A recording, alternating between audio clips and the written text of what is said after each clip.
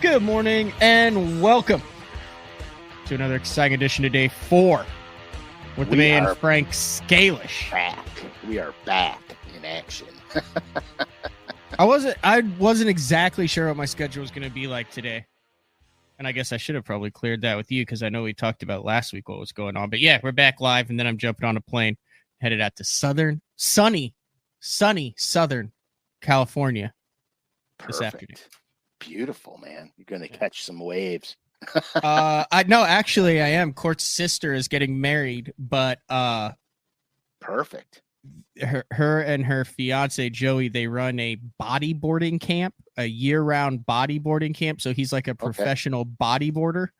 Perfect. So if you could just picture laid back, mellow, SoCal bodyboarder dude, that's who Joey is. And so they're doing a beach wedding. So It involves just a light shirt and a pair of hey dudes. And because no shoes on the beach. Money. That's money. Super easy. Yeah, I like that. That's the way to have it. Easier the better. And then since she's a flight attendant, we fly standby out there, so no flight cost. Oh gosh. That's it's a hell of a deal. It's like a like a great weekend in California. That's a good deal, man. Are you kidding me? Yeah. That is cool. Yep. And then I see that, and then so I get back from that on what is today? My schedule's nuts, Frank, for this next. Dude, I got part of your schedule written down, but I can't keep up with my own. Today's the 19th, so then California the 20th through the 23rd, and then the 25th. So I'm home one day, and then the 25th I head up to the Bass Fishing Hall of Fame, which we have some business to attend to there, Frank. Some really big business. If you guys haven't listened to the show yesterday, Epic Eric came on, Juice from Juice's Jigs. Bass Fishing Hall of Fame auction opens Friday, 9 a.m. Central Time. Your chance to get your hands on some very rare, one-of-a-kind, hand-painted, hand-signed, hand everything from Frank SCALISH, from a bunch of different guys there. So we'll put the link in the show for that, but we'll get to that later. So then we go to the Hall of Fame, the 25th, 26th, and 27th. Which get back the so the 26th, there's no show. Okay. No show. And then the 3rd. And then the 3rd, there's no show. No. 26th, there's no show.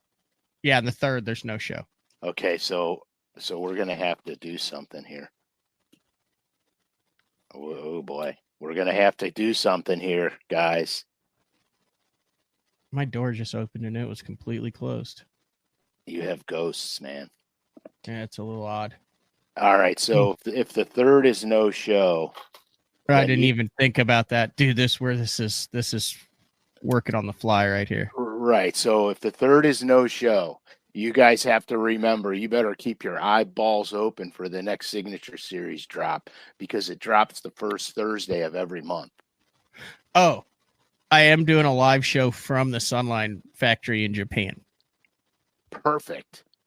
On the 3rd? Well, it doesn't matter when you do it. Mostly, yes, either on the 2nd or the 3rd. Okay, so just remember to announce the signatures drop. Yeah, we'll get you on. It's a 12-hour time difference, so you can just set your alarm for 3 in the morning. Oh, God almighty. Here I was like, ooh, I got Thursdays to go fishing, man. Yeah. No, I was kidding. You can actually do that. Yeah, no, I didn't even think about that in advance, to be quite honest with you, Frank. That's okay. We're got all the momentum going with these BTLs over the last month or so. They've been good shows, Matt. Thank you. I've watched every one, even the marathon show. Every minute of it, actually. Good shows, really good shows. Yesterday's show was great. Epic Eric's great. I love that guy, man. He does. Let's get into it. We've showed it before. The time is nigh. Is that how the saying goes? The time is nigh. The time is now. Time is nigh. Yeah, you could put it up. Nearly or almost about to happen. Yeah. The time is nigh. It's nigh. And how do we spell that nigh? N-A-I. No, N-I-G-H. NIGA. The phrase "time is 9" means that something is nearly or almost about to happen. Excellent.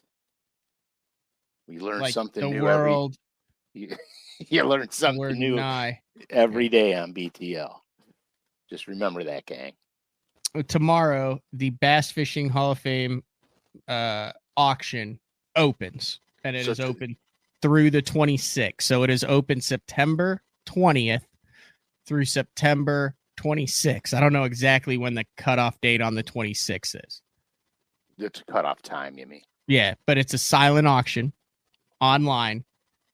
They raise over $100,000 every year for the Bass Fishing Hall of Fame. 100% of the proceeds go to that.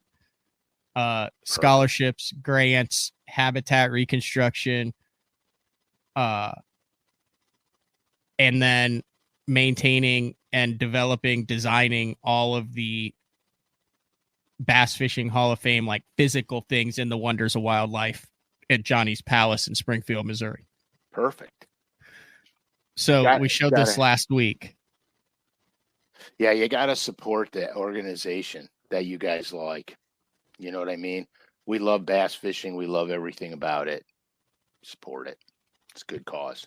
So I can put the direct link in. This, I think, was on the third page there. But these are a couple of the angles of it. You went through what it is last week, but one more week, just really hammer home the point of what the people are bidding on here, Frank. Okay, so when I paint baits, I paint original colors. I keep a couple for myself so I have something to draw back on, and I keep the paint formula, and I send the company a couple of hand painted baits with the paint formula in order. It's like a paint by numbers. My mixes, my ratios, everything. And then, so they have originals to look at, plus they have the paint formula. And so I always keep some originals. Okay. So if something were to happen, I have a backup or two. And if I have to recreate one, I could recreate one if something were to happen. So I thought it would be really cool to put my originals in a shadow box. These are actually what the company would get. I hand painted them. I signed the bottoms of them all. I didn't sign the side because as an artist, I don't want to ruin the art. So yeah, I like the bottom. It looks amazing. Yeah, so I signed the bottom of them. And basically what I wanted to do, because I didn't want to have a hodgepodge of baits in this shadow box, so I took my 4 new craw colors. Each one of these colors will be featured, or have been already. Some of them have been featured in the Signature Series lineup. So you're actually going to have the originals to the Signature Series ones. And so I kept the crayfish together because honestly, I think crayfish patterns really look pretty cool. Oh, they're badass. Yeah, they're so cool. And so the reality of it is everything about the shadow box. I didn't make the actual box, but I made the insert. you went out and felled the tree. Yeah, I cut the tree and with an axe, hewed the logs. That's right. Planer board. Exactly. No, I didn't make the box itself, but the insert inside the box I made. So if you keep that angled picture there. So here's the theory behind it. So I stacked foam core in the bottom of the box enough so the straight pins that are holding the bills in place are actually touching the glass. This way the baits won't roll around in there. They're solid. They're sturdy in there. I wanted it because I needed to make it durable to ship. You know what I'm saying? And if something were to happen, like one of them came loose in shipping, you can pull the bottom out and you'll get the whole stack. Everything's connected to each other. Yeah, typically this would be at the auction at the Hall of Fame, but the less the worldwide traveling this does, the better. So Frank will be sending it to you after the auction's over. Because I'm gonna have to put it in a box with a hard top on it so the glass doesn't break. Dude, that is probably the most badass thing I've ever seen. And you know what's crazy? After I did that, I'm like, holy shit, I should get all my baits that I painted for them and put them in shadow boxes. Yeah. And then I was like, no, I don't have enough wall space. That still would be badass. So you sent me a little bit of a description. Would you like to hear the actual description that is going to be on the auction item? Yeah, it's only a starting bid of $100, Frank. Ooh, that hurts. A starting bid. I said, this is a one-of-a-kind piece of art from the brilliant mind of professional angler and master lure designer and painter Frank SCALISH. Brilliant minds. I'm a big fan of that opening line. I think too. That's a good one. Shadowbox contains 4 Norman crankbaits, hand-painted, signature series. Each lure is a custom hand-painted original, personally signed by Frank. These patterns were created based on actual crayfish from Lake St. Clair. And then here's the part that we haven't really mentioned. The winner of this item will also get to co-host an episode of BTL Day 4 with Frank SCALISH and Matt Pengrack. You can, if you win, we'll have a meeting. You can choose the topic of what we want to talk about. You can come on. We'll do the whole 9 yards, and then we'll just 3-box it. Or if there's a special guest, we could even 4-box it that you'd want to talk to. It's not an in-studio thing. I guess if you win and you happen to be in Oklahoma and you don't seem like a serial killer, you can come over and co-host it. But what? That's the truth. But other than that, there's like no travel expenses or anything. It's like the StreamYard co-host, right? Yeah. Additionally, Frank will provide his personal home address and a private 30-minute one-on-one coaching session breaking down the fishery of the winner's choice. Did you forget about all the waypoints I have in my GPS from traveling? Oh yeah, the country. Frank will also give you waypoints. All of his buddies' waypoints. I don't have their waypoints. Oh my God, is that funny? That is so funny. So that is on bassfishinghof.com. It is not live yet. It goes live tomorrow at 9 a.m. or 10 a.m. I believe. It's not like one of those things that's going to sell out. It's a silent auction. So yeah, you're gonna bid on it. Dude, when you're bidding on them, you see the last price clearly. That's a revelation right there. I've been selling your waypoints for years.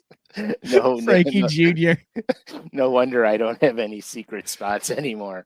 Frankie Jr.'s he might need to detox. I feel like he's been watching too much fishing content on the interwebs.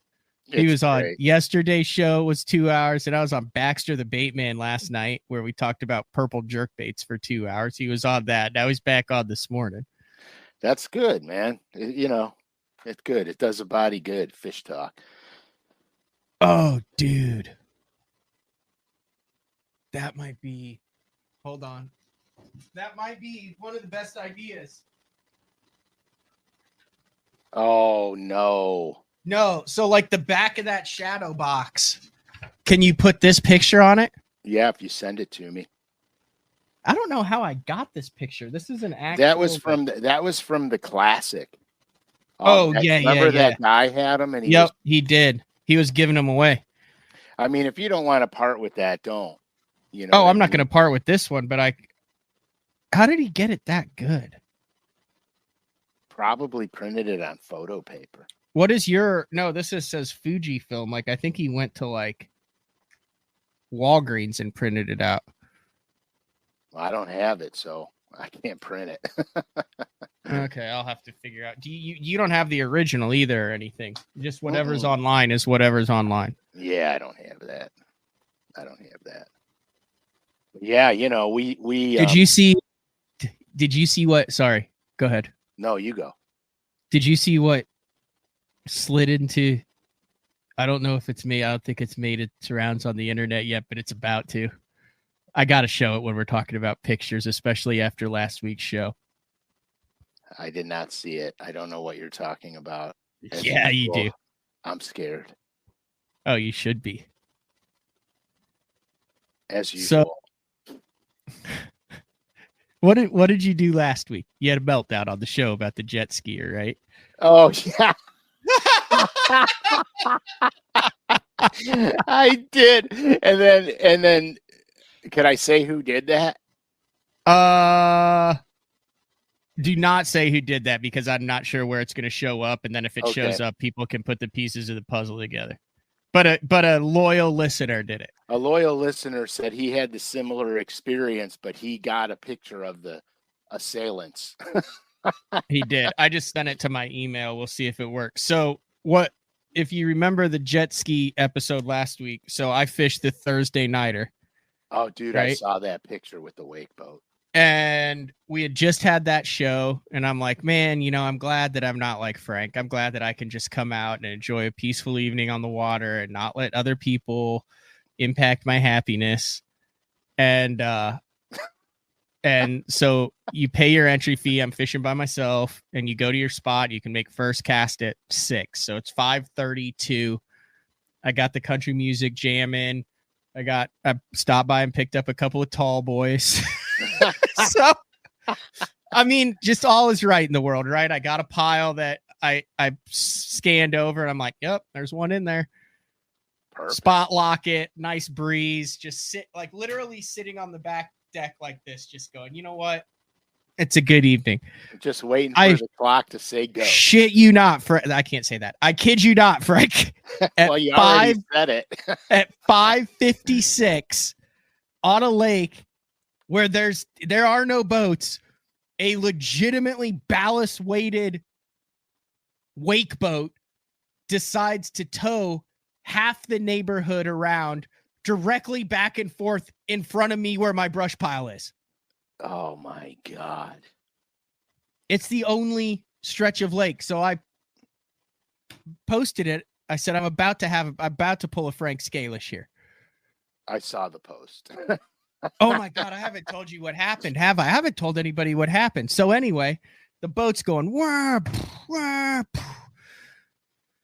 fire over there, nothing. I said, I can still see that sucker in there. Pitch a big worm in there, whack, about a 3 1/4 pounder. All boat right. Flip it. So then I post a thing. I said, maybe the wave action generated the bite, just kind of as a joke. So then I go around, I catch another keeper. It's a 3 fish limit, about 10 or 12 boats, whatever, pays a couple $100. And so I've got 2. Then I'm scoping on one. I see it come up. I'm like, good Lord, that's a big one. I lean into it. First time in like 3 years this has happened. Line just breaks when I reel into it. It was 3, 4, 5 pounder. I'm like, what the hell? So I re-rig, whatever. Have another one. Probably like a 3.5, comes up, jumps, throws my bait. Come in, minnows rolled over, hook point's not even accessible. Like just one of those where when the fish grabbed it, he just smushed it. Yeah, he flipped the minnow over it back on. Anyway, long story short, we had an 8:15 check-in at 7:45. I've got 2 for like 4 1/4 pounds. At 7:45, see one on a dock, pitch over to it, eats it. 4 pounder comes up, tail walks, throws the bait. Oh my God. And I was by myself. It takes 10 pounds on 3 fish to win this thing every week. So I just put the rods in the rod box, chucked my 2 fish back, and went home. I had enough. Well, but I had done that Instagram post.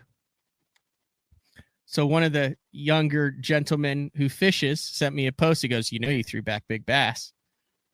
And I said, what do you mean? I haven't told you this? No. I said, what do you mean? And he goes, dude, big bass was 2 pounds. And it took 3.70 pounds to win the entire tournament that night. So I legitimately, you threw the win without away. A doubt, 100% threw back big bass and the tournament winning satchel. Oh my God. And took it to the house. All that because of a wake boat. It was in your first head. And big bass. I would imagine there's not many times. I think guys have thrown back checks. I think guys have done that. I do not know anybody who has thrown back first place and big bass. I can't believe that, dude. I can't even believe that. Have you ever done that, Frank? No, because I don't have the guts to do that. I've chucked fish back and didn't weigh in because I knew that I didn't have a prayer. But I never threw fish back that cost me a spot. You know what I mean? Most of the time, if you like if you're potlucking one, if you're potlucking a local derb, and you know who's fishing it, most of the time, you know the guys that are on them and not on them. And if you're if it's all in or no in, and you don't have it, why take the fish up through the line and go through all that just to say, hey, no, I didn't, I sucked today. Which actually brings me to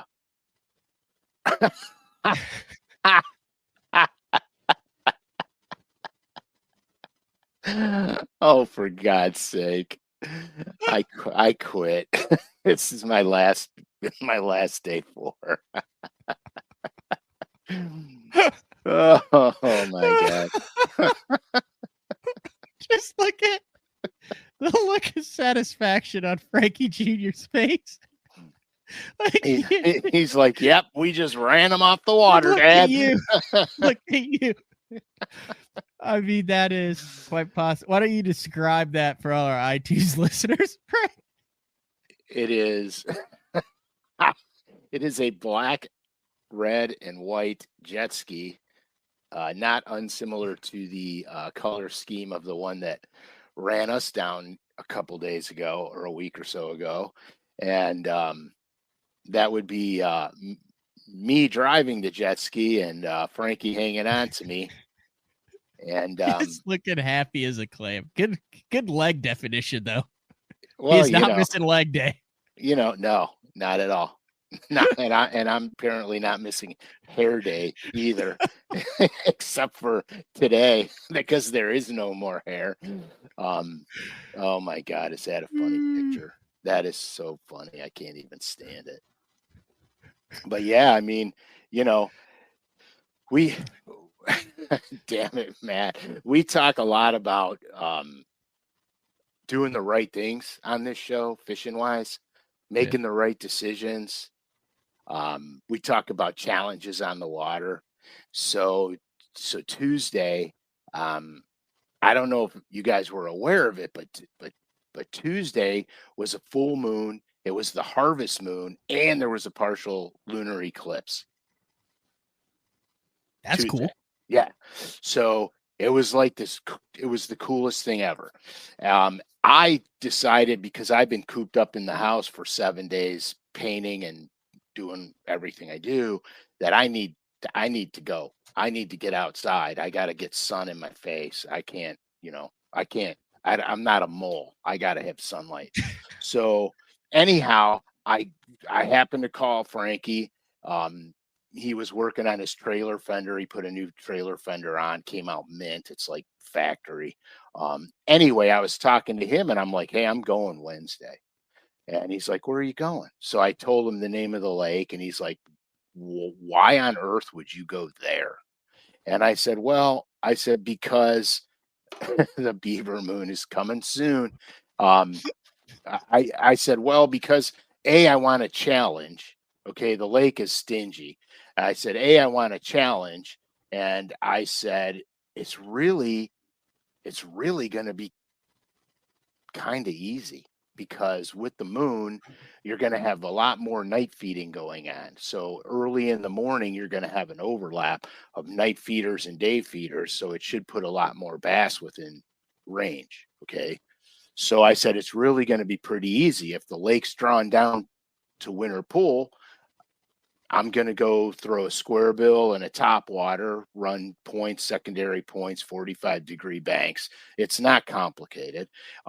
If the lake is, and then after that in the afternoon, I'll go structure fish, because with the lake lowered, a lot of the deeper structure now is, castable on top because it's shallow on top, and all the bait fish will be running the river channel edges right up against those offshore structures.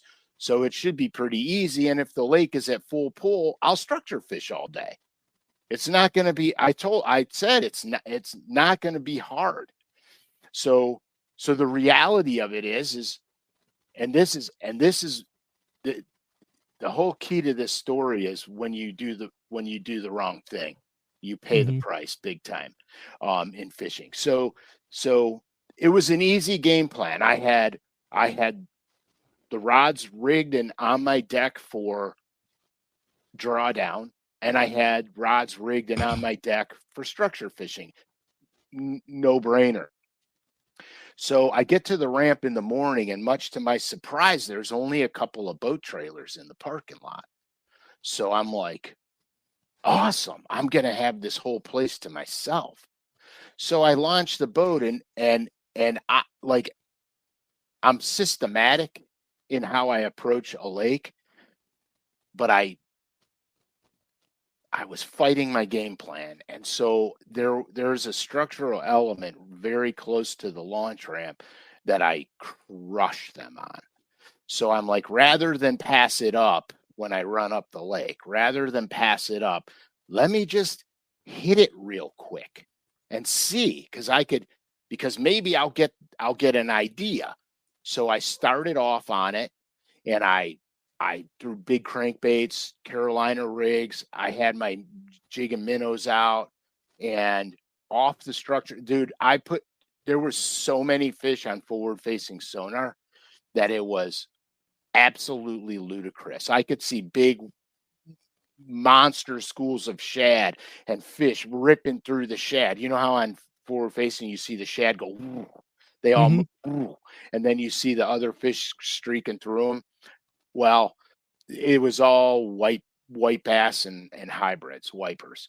And so I caught a bunch of them doing that, and I said, well, let me get on top of this thing and throw the shallow baits and just see. And of course I got on top of it, and I caught the same thing, white bass and hybrids. And so I'm like, this is ludicrous. Well, let me go and do what I got to do, because it's still early morning-ish out. The sun's not up yet. It's light out, but the sun's not up over the trees yet. So let me go do what I got to do. So I'm running over there, and I go, oh shoot, I can't pass this up because I catch them here. This is the history. This is history. Okay. Yeah. And my history on this lake, I've won a ton of tournaments on this lake. It's actually a structure fisherman's paradise where we live, because it offers you legitimate structure fishing. There ain't a blade of grass in the place. It's all rock and shale and river channels, and it is like they're on something. Yeah, it is. I cut my teeth structure fishing this place. So I whip over to this other place, and I start off of it, and all this structure is connected to the mainland, guys, because we know in the fall they're going to the bank. So I don't want to be in the middle of nowhere. It's not like an island out there. It's right, like a point or something that's attached so that they can follow the highway up to shallow and the shad get up there in the fall. Correct. So I back off of it. I start fishing my way up to it. I catch a couple of white bass. I get towards where I can cast a square bill on top of it, and I catch a bass. It was only this big. 10-incher. But I got a bass. It was a 10-incher. I got a bass. So, okay, let me follow it to the bank. So I follow it to the bank. I don't get another bite. And I said, okay, it's time to go. I fired up, and I'm running down the lake, and I go, oh, I can't pass this up. You know what I mean? I spin around, I go back, and I fish. I don't catch crap except for hybrids and white bass. And I'm like, okay, let me go. I got to go do what I do. And so I'm running down the lake, and I go, I always catch them here. I can't pass this up. And I stop, and I start structure fishing some more. Then I catch another little one, and I'm like, okay, maybe. I structure fished until 1:30 in the afternoon, and by the time I went to do what I should have done in the morning, it was over. Because here, look, the reality of it is with the moon, the drawdown, the bait fish, because the bait fish were from the bank all the way out to the main river channel, anywhere you went. It was polluted with them. The morning bite on the square bill in the top water would have been manna from heaven. And I structure fished myself out of the game yesterday. And I come in at the end of the day and I got 1 2-pound smallmouth, 1 pound, probably 4-ounce largemouth, and 6 or 7 little dinks. And I'm like sitting in the parking lot and I'm wiping the boat down and I'm like, I screwed myself out of the day so bad. I told Frankie exactly what I was going to do, and I did it exactly the opposite way. And I said, today I looked like I didn't know how to fish, truthfully. Now, catching those giant 8-pound and 9-pound hybrids was fun. Dude, those are freaking awesome. Okay, let me ask you this, Frank. So this is what I hear. So I understand the game plan and all that, but you've also talked about like following your instincts or your gut. So like, how do you know the difference? I struggle with this. I think we all struggle with this. How do you know the difference between you've got a game plan, but then you see something or something tells you to go something? How do you know whether to go, oh, I'm going to follow my gut and check on it, or, oh, I'm going to go stick with my game plan? Because that to me is like really hard to figure out the difference between instinct and gut and game plan. So what I wound up doing was fishing history. Okay, so different. Very different. I fished history. I knew the last time I was on the lake was 4 years ago. Okay. 4 years ago, probably 3 weeks earlier than today. Okay. And I ran down there with no preconceived notions. The lake was on drawdown and I timed it. It was an impeccable timing. It was down about 2 feet and they were ripping water through the system. So much so that I can actually see small eddies around some of the high spots and points. Okay. So they were moving water. And I probably had about an 18 or 19-pound limit. And the guy that was fishing with me probably had a 16 or 17-pound limit. And we caught him nonstop all day long. All right. I know from history when the lake goes drawdown exactly what to do and where to go. I also know from history that during the drawdown, some of the offshore that's connected to the mainland can be just as hot because all the fish aren't up there yet on the bank. Mm-hmm.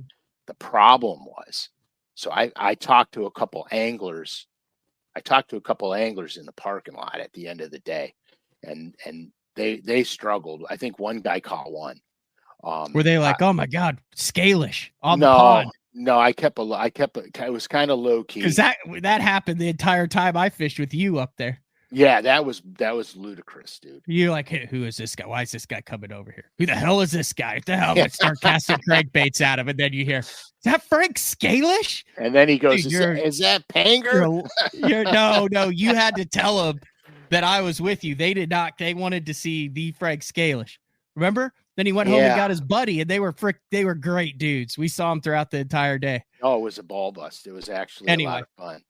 But yeah, so they struggled too. Okay, so that doesn't mean anything because that doesn't mean anything. But the key that you're saying there is it wasn't that you followed your gut was wrong. It was that you followed past history, and your gut was actually say follow the game plan that you came here with because of all the clues that you were seeing. Where the bait was that it was all the way back and you fought it. I got you. I fought it every step of the way, and I knew I did because of I literally launched the boat, ran around the corner, and I said, oh, I better hit this before I go anywhere else. And when I stopped the boat and put the trolling motor in the water, I said, I need to go up the lake. I don't know why I'm doing this. And I said, oh, it won't hurt. It'll only take a couple minutes. You know what I mean? It turned into all of a sudden it was noon. Right. All of a sudden, half the day was over, and I didn't Dude, I think we've all done that. I think we've yeah. all done that 100% of the time. Is you put the boat in, you got a game plan, and all of a sudden you've just been running everywhere you've caught them in the past. Yeah. I mean, when people say, "Oh, he's got history on the lake," it could help him, it could hurt him. You know what I mean? Yeah. History on the lake helps you when you fish in the moment. History on the lake kills you when you fish the history. Here's what I would love to see. So a tournament that I'm not fishing. So let's take like a BFL Super that's got 200 boats on it on a lake with a ton of history. There's got to be a way to do this. I want to take a community hole or a spot that is you feel is the biggest community hole on the lake or whatever. And then see how many guys fish it. And but not only that, from the practice through the tournament. So let's do 2 days of practice and a tournament. I would love to know how many boats actually go there, how much time was spent, how many casts were made, and how all the boats approach it. Dude, that's badass, man. Because I've fished in opens where I don't move. Like I'm on a point, I'm on a shell bed. One thing at Eufaula, I was on a shell bed. I literally spent 6 hours there. I would crank the motor every couple hours just to make sure it would still start. It was one of those deals, right? But it was at the mouth of a cove that had a line of docks in it.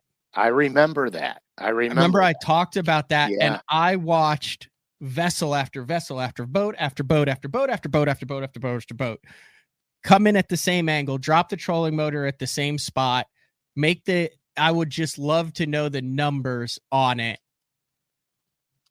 on a major tournament weekend. And you know what else I would like to know? How many bass were taken off that dock row?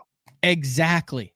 You know what I mean? Because look, what if like the bass were in a negative mood and not feeding, and guys were fishing quick and not methodical, and then some dude lazily pulls in there in the afternoon and his hopes are dashed, so he's just going, yeah, I'm gonna just fish real slow and take my time, and then wham, wham, wham, and all of a sudden he's in it. You know what I mean? Mm-hmm. Yeah, I would love to. I think those would be awesome numbers. Like this dock had 92 boats, 854 casts, and 7 fish caught off of it. There was 19 hours of time spent fishing it, and these are where the fish came off of on it at the times of the day and when.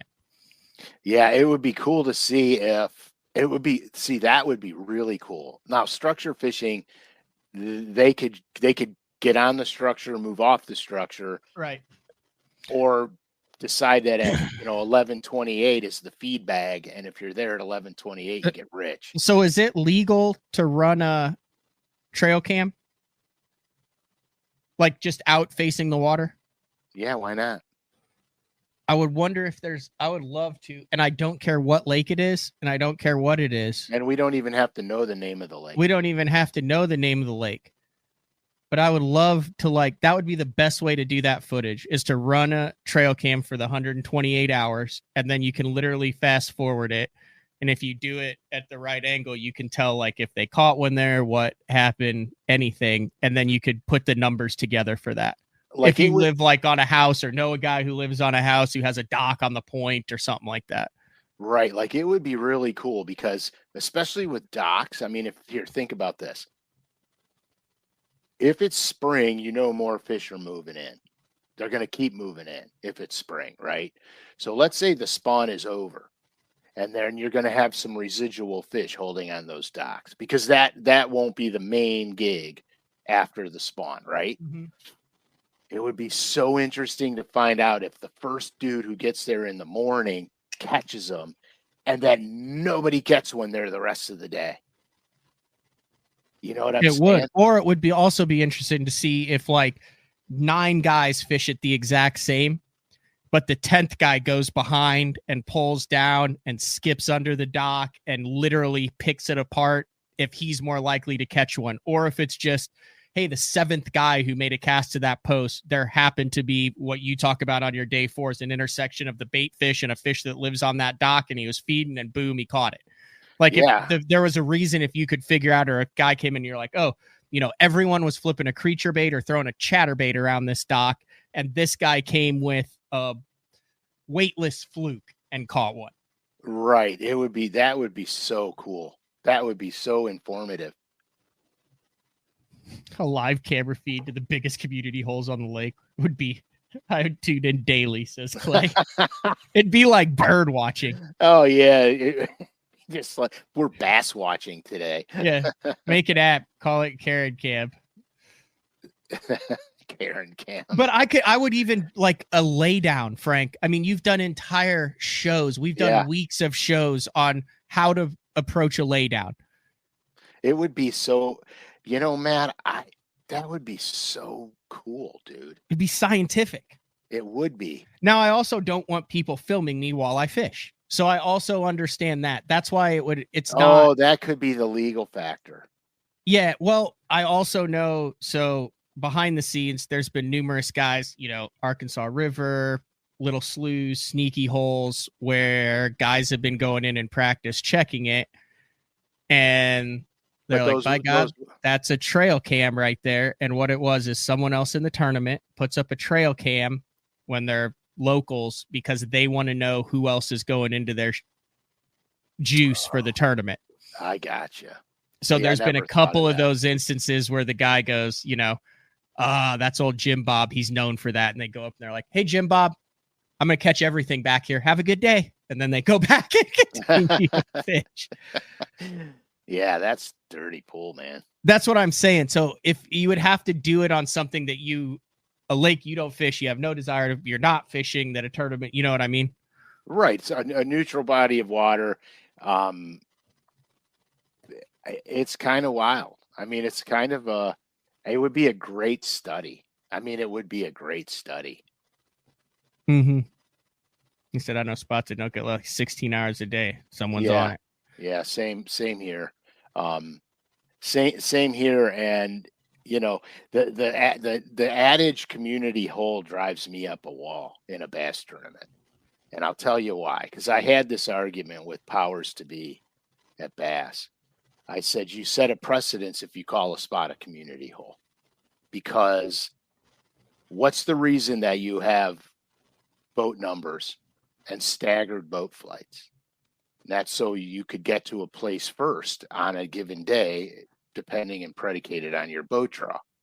I said, well, if you call a spot a community hole and guys can just pull right up on you if you're there first, then what's the point?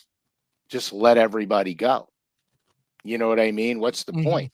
Because there's no benefit to having a boat draw if Matt, if you go somewhere and you beat me there and I pull right up on you boat to boat and say, too bad, so sad, we're fishing together.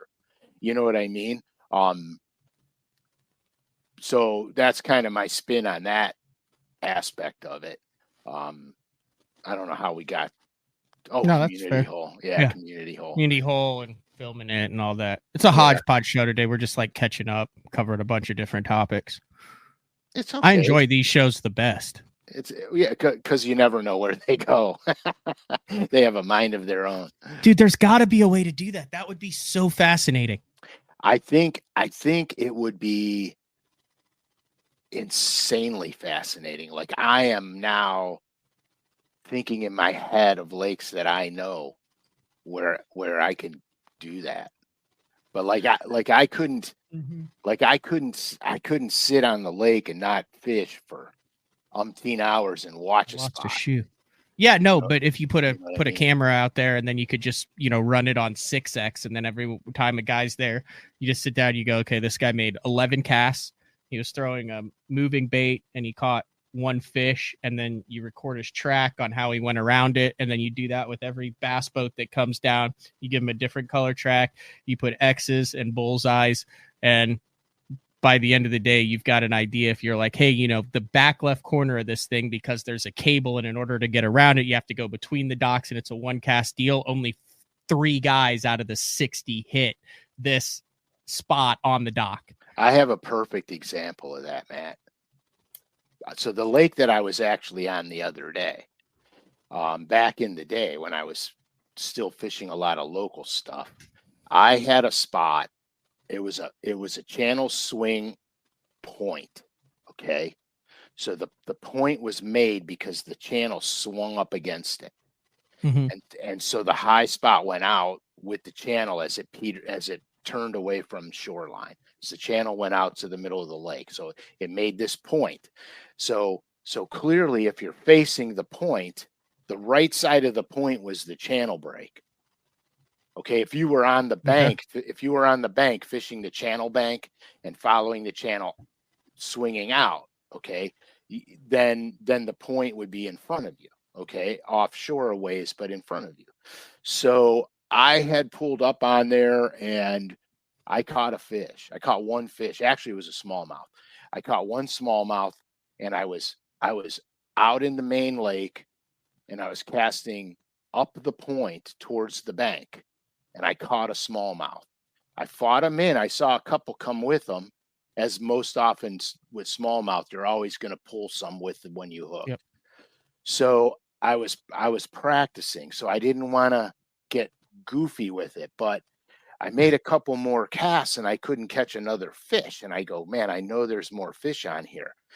I took my boat against the bank where the channel swung against the bank, and I literally beached my boat on top of this thing.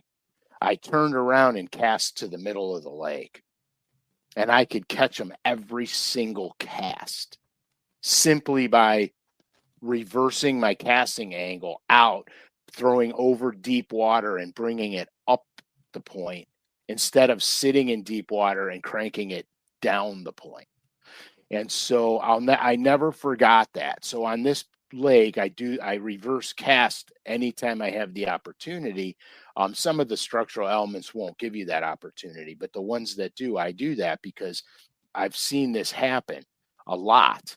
And so fast forward a couple years after that, a buddy of mine, really close friend of mine, said, "Hey, I got a tournament on Lake X. You want to spend a day with me? I got to practice for it." I said, you won't need a day on that lake. And so we went out, and I said, "Here, dude, here, take this bait." I said, "Take this bait, throw up there." And he's cranking and cranking and cranking. He goes, "Skay, they're not here." And I said, "Watch this." And I idled my boat around, beached it. I said, "Now cast out there towards that." And I showed him an object on the opposite shoreline. I said, "Cast out there and towards that." First cast, he's got one. He goes, "Are you kidding me?" I go, "Throw another cast out there." He caught another one. And I said, "You better stop. We better not catch any more because you're fishing a tournament here, bud." And he goes, "One more." I go, "Cast out there." And he caught another one. And so he goes, I can't believe that's true. I said, "Okay." I motored the boat back out. I said, "Fish away, bro. Cast up on top of the thing. Fish away." Never caught another one. And it was only the one. It was only that one angle, and you could not catch him doing anything else. And the funny thing was that when I fished it, the first time I figured it out, I was in the tournament, and there was a guy on it fishing it conventionally from shallow to deep. So my non-boaters goes, well, actually it was a team tournament. So my buddy goes, "What are we going to do?" And I said, "We're just going to wait. He's going to leave. He ain't catching nothing doing that. He's going to leave." So sure enough, he leaves. I idle right over, put my boat up on the bank, and we plastered him. We absolutely plastered them. We won the tournament, by the way, but we called some of those fish out on another spot, but we won that event. It was unbelievable. It is amazing, like the really good offshore guys, when you jump in the boat, because I've been in the boat with a bunch of really good fishermen, just part of the job, right? You're like, I don't know how I ended up. They will literally see a guy 2 football fields away, look at their map, look at him, and go, "We'll come back. He's sitting on top of him. He's not going to catch anything." Yeah, 100%. And then like roll back, and it's amazing. You know, like you're one of those guys. Like you can look at another boat and tell what they're on, and if they know what they're doing, and if they're basically going to catch anything. Hey, when this 4th of July, when my daughter's boyfriend and her were at home, Mm-hmm. I took him fishing for a day, and same exact thing. I was ripping down the lake. I said, I got a spot. You could we could fish. You could catch him. He's not he loves fishing, but he's not casting acute yet. You know what I mean? Yeah, But yeah. So enjoys the process, not refined. Correct. So I said, I got an offshore spot. We'll whale on them, and all you got to do is cast out where I tell you. And he's like, cool, let's do it. So I rip down there in the morning, and as I'm running up to it, I see a guy on it, and I go, expletive. We're passing it up. We're coming back as soon as he leaves. And I ran to another spot. Okay. Well, as soon as I get to the other spot, we catch a couple, and this guy picks up and leaves. And I go, come on, we're going over there. Because the guy came ripping past me, going all the way up the lake. And as soon as he got out of sight, I'm like, let's go. We're going back. He goes, well, that guy was just fishing it. I go, he wasn't fishing it right. And I pulled up on there, and no kidding, we caught probably 15 or 16, like immediately when we pulled up on it. And he goes, I can't believe that. I go, yeah, they're funky the way they're sitting on this thing. And if you're not, and that's just, that's how structure fishing goes. That's just how it goes. The other thing that would be cool is you have a structural element, and it's, the mapping is there. You know exactly what it looks like, and you take like 10 really good offshore fishermen and see how they attack it. Yep, and they each get 30 minutes on it, and you track their GPS, you track what they throw. It's not so much if they catch them or not, but it would be interesting to see how some of the best in the world offshore do it, and how similarly they approach it, what each of them does, what they throw, and then you give another 10 forward-facing sonar, and you see how they approach it. You give them the exact same thing, but one guy has 2D and no forward-facing side imaging, and then the other guys have forward-facing. Because I can't tell you with the scope how many times I've ended off in BFE because I followed my contour and stuff, and I look down and I'm like way off of my nav chip. But right. I'm still following the stuff out. Other times it's like dead on. But I would just be interested to see how similar the tracks are on top level talented anglers offshore. Yeah. So when I'm approaching here, listen to this. So when I approach a structural element, a lot of times on the map, it's only a representation. The maps are getting better now because they have sonar chart and live stuff available that people send in after they map something. So they're getting a little bit more accurate. So what I do is I got my 2D sonar is split in half. I got my topo map on one side. I got my 2D sonar on the other side. And I'm always watching my 2D sonar. I'm not even paying attention to the map. I slide up on it a little, slide off of it, slide up on it, slide off of it. And so what this will do for me is I'll see where the structural element starts to come up. And as it starts to come up, then I move the boat out a little bit. And then I'll do a little more. And as it comes up, I move the boat out a little more. So what happens at the end of the time I'm working around the structure is I look at my track line, and then I can see where that break goes. So on the map, it just might be like a little, curve, but on my track lines, it's another point that comes off of that structure. And so that's what I do with 2D. But you're 100% right. I would love to do that. I bet you haven't seen what's going on with this mapping, have you? Have you been like what's happened over the last couple of years? Like what you can actually have on a unit now? Yeah, I mean, not a lot of it. Not a lot. I know you can look at this stuff. I know you can make your own map. Look. Oh yeah, that 3-dimensional stuff is ludicrous. I mean, that's just ludicrous. It's wild, isn't it? Yeah, it is. I personally, I like a topo map better than the 3-dimensional look. I see my topo map like that picture looks, but it's easier for me to decipher. And so I like the topo map better. But it's unbelievable. But you have to understand, unless that's done with like echo sound, how accurate is that? I mean, how much of it's AI generated and how much is really accurate? Yeah, that's a valid point. It looks cool though. It looks great. It looks really good. But see, let's say you're following one of those ridge lines and it changes and it's not like it is on the map. That 3D map could confuse you. Where your 2D map, your topo map, it's just you're looking at contour lines, and so your track line will actually show you where the real deal goes.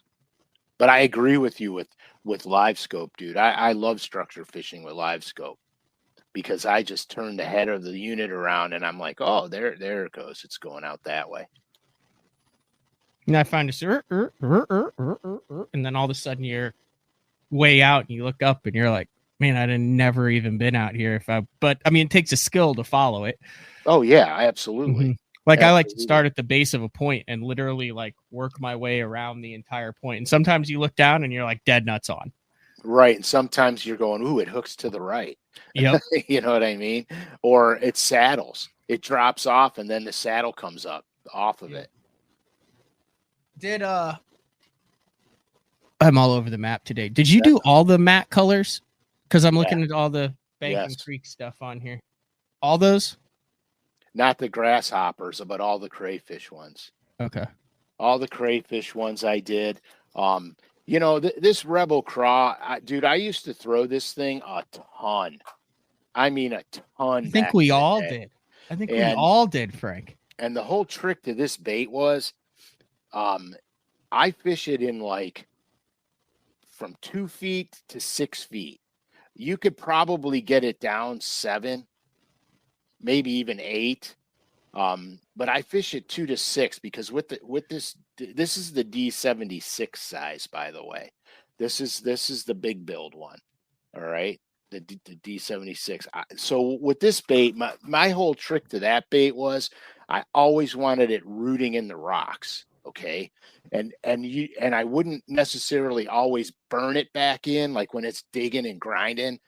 Sometimes I would because that's what the bass wanted, but I would crawl it down there and it would walk around and, you know, over and through the rocks. And it was a go-to. Like that Rebel Craw was a go-to for me. And the weirdest thing, dude, over the course of time, I kind of got away from it. And I just threw a bunch in the boat last week when I got the Max series. I just threw a bunch in the boat because I'm going back to it. I used to catch so many bass on it. Like I even got my originals, the old ones with the weight in the bill and everything. I got all of them. And I'm going back to it because there's certain baits that you get away from that. Why would you go away from them when they flat out catch fish? Mm-hmm. You know, I don't understand that. So I'm going to give them a fair shake this season and next season. I'm giving them a fair shake because if I do the damage on them again, they're staying in my boat. I'm not taking them out. I have a lure net Pradco. I have a concept, an idea. I would like to see they have like the frog only tournaments or whatever. I would like to see a Rebel critter only tournament. Like the cricket hoppers and stuff, or like to where you can use. Is this considered a critter bait? Absolutely. To where you can use. Look, I'm just throwing this out there. This would be an awesome tournament. You use the grasshoppers, the craws, the bumblebees, the psycho frog, whatever that is, where the whole legs spin like a horror movie. The cricket, the popping cricket, the tubby frog. You got Helgramites. You got all sorts of cool little Rebel baits that would bring back a lot. More frogs. I think that would be cool. It'd be slick. It would be slick. They have tournaments, not LureNet, but they have tournaments that are one bait only tournaments. Yeah. Well, they used to do, I know Spro used to do a frog, or they still do a bunch of frog only tournaments, but guys started winning the frog tournaments by putting a 2-ounce punch weight and pegging it in front of the frog and then punching them. So they have like, they had to make a deal that was like, hey, like no punching. Like it has to be conventional. Like a frog. Yeah, conventional. Dude, that's a good idea. Yeah, well, I mean, if the bite is tough and you've got 500 boats on the lake that are all beating up the cheese, like, yeah, you can, punch it in, and how much of that's a reaction bite? Oh, yeah, 100%. And the bass is like, look at that dumb frog swimming right at me.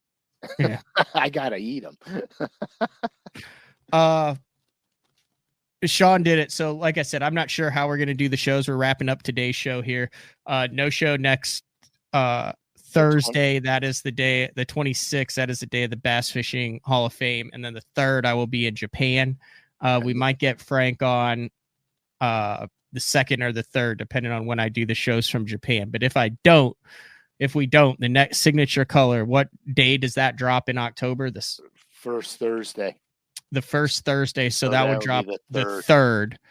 I'm not exactly like, what time does that usually drop? Do you know? I know it's in the morning by the time our show does. They try to drop it in the morning, first thing in the morning. So I would set an alarm for like 6 a.m. regardless of where you are, and just keep checking it. And don't forget, if you sign up for the the newsletter, you'll get a notification. Sean says he always misses out. Sean is too good of a BTL supporter to not have your signature series colors. How are you missing out? Well, he probably like works, has other things to do. Like if you aren't on it, those suckers are gone within they're usually lasting like what, 4 or 5 hours at the most. So here, look, Sean, the first Thursday of every month. Yeah, and I'm sure there's other BTL listeners, if you want to get your hands on a couple, that might be able to part with one. Yeah, I mean, there's a lot of people that are buying multiples, which I'm curious I can't wait for the trading game after this is over to see, the trading, the swapping going on. Hey, I got Tiger Craw, but I need St. Clair Red or something like that.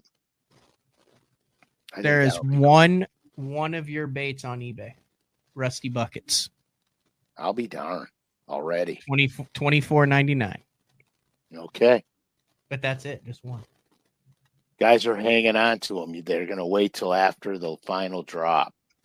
Mark my words. Sell the whole set. Oh, here's one right here. Here's a Norman Fat Boy. Oh, this one has bids on it. Ooh, this is the charbroiled one. Oh, I wanted that in the catalog so bad. I was so mad it turned into a signature color. Yeah, $24.99. So there's 2 on eBay. There you go. There'll be a lot more as the series starts to come to a conclusion. There'll be a lot more, probably. I don't think guys. I think if guys really want a full collection, if they look for the ones they're missing, they'll find them. I would agree. Also, like I said, tomorrow, Friday, the September 20th through the 26th, the Bass Fishing Hall of Fame auction, bassfishinghof.com. You can there's all sorts of trips on there, like a bunch of badass trips, bunch of awesome baits, bunch of jerseys, stuff you can get your hands on. I really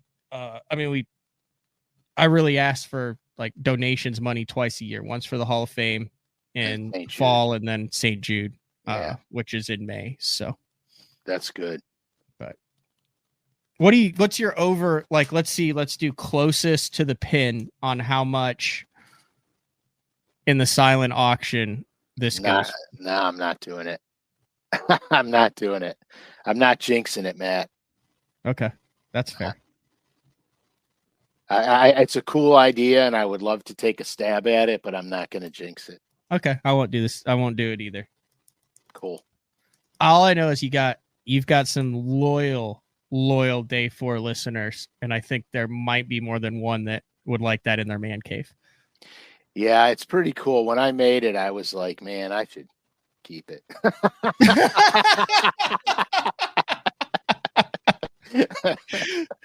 You know, but anyhow, anyway, that's all I can say about that. All right. Well, when do you get out on the water next to get some redemption? It's not like you to get on the pond and not smash him.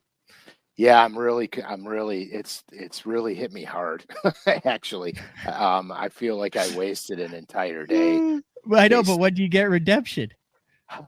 Man, I don't know. It's not going to be soon enough. I promise you, it's not going to be soon enough.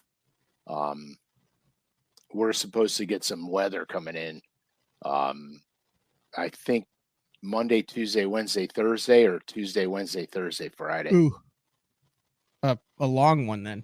Yeah, I mean, I wouldn't give a crap if it was, raining and not raining and drizzling and not drizzling. But I mean, a couple of those days we're supposed to get an inch of rain. Good Lord. Yeah, so the steelhead will be making their run up the river. Oh yeah, that starts. Yeah. How long does that last? All winter long through the spring, because there's. Dude, I might have to come up and get in on some of that. Dude, you will lose your mind. We could fly fish for them, or we could throw square bills on them. It won't matter. We will absolutely crush them.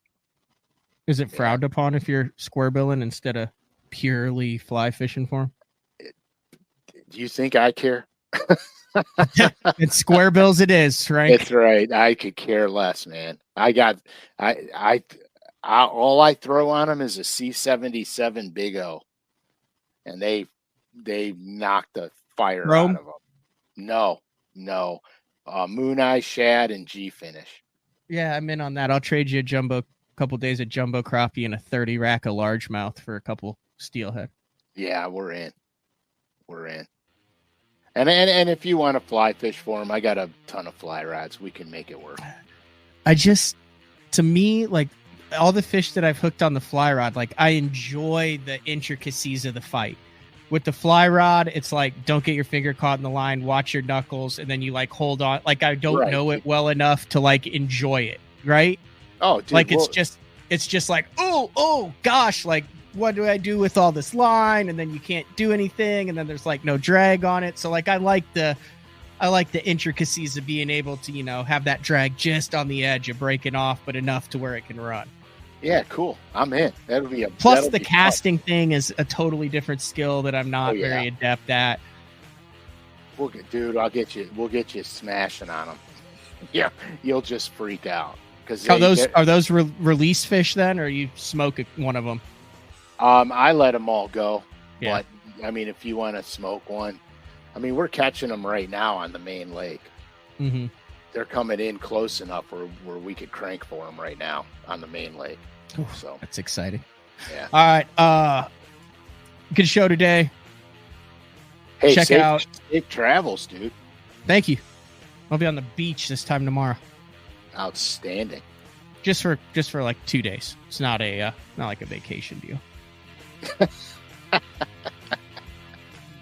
All right, check out lurenet.com. All of the solar flare colors, the Bass Fishing Hall of Fame jitterbugs that Frank painted in the 3 custom patterns still available out there, all matte finish. Yeah, for the Hall of Fame. And solar flare. Yep. You know what? We're going to give some of these away. Okay. Next time we go live, we'll give some away. I like that. All right. All right. This has been another edition of Day 4 with the man, Frank SCALISH. We'll talk to everyone later. See ya.